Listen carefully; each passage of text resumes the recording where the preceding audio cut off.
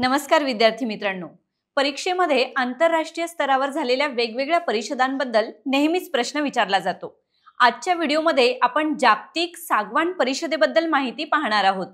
नुकतीच पार पडलेली 5वी जागतिक सागवान परिषद यावेळी भारतात पार पडली। या परिषदेला टीक कॉन्फरन्स असंही म्हटलं जातं। ही परिषद भारतात होण्याची ही पहिलीच वेळ होती। 17 ते 20 सप्टेंबर 2025 दरम्यान केरळमधील कोची या ठिकाणी या परिषदेचं आयोजन करण्यात आलं होतं।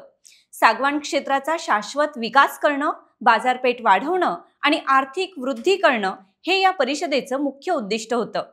केरला फॉरेस्ट रिसर्च इन्स्टिट्यूट अर्थात केरळ वन संशोधन संस्था यांच्या वतीने या परिषदेचं आयोजन करण्यात आलं होतं।